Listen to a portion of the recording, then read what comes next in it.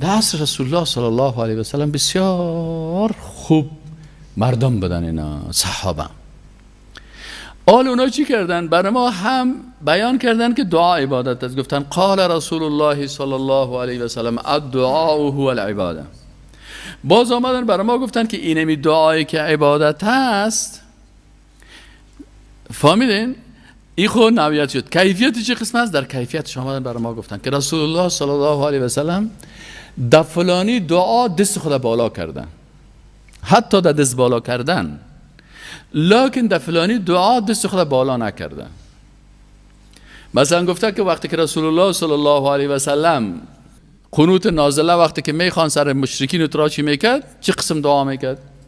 دست خدا بالا میکرد. یا مثلا در غزوه بدر رسول الله صلی دست خدا بالا کرده که یا الله، استغاثه، دست خدا بالا کرده که یا الله این امت تو. حتی ابوبکر صدیق رضی الله عنه میگه که همین قدیفه رسول الله صلی از سر شانش چی شد؟ خطا خورد. اما مثلا در تشناب رفته اللهم اینی اعوذ بک من الخبث، اینجا دست خدا بالا نکرده.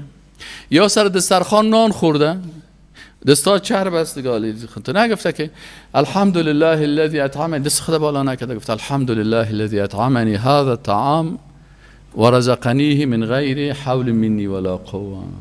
دیگه ایرام گفتن که در حدیث رسول الله صلی الله عادت نداشت با روی خودی قسمی در دعا به شقه قسمی، این ما و شما جور کردیم یا بدعت است که چطور آمدن که دعا کرده، قنوت نازله خوانده اللهم علیک بفلان و علیک بفلان، خاص الله اکبر در رکوع رفته یا در استسقا دست خدا بالا کرده.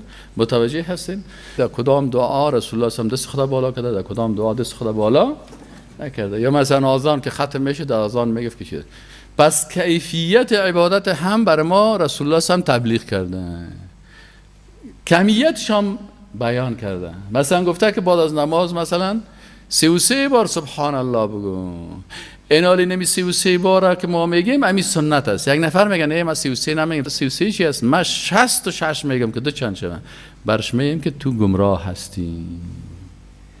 چرا سنت رسول الله صلی الله علیه و آله چی کردی؟ تغییر دادی.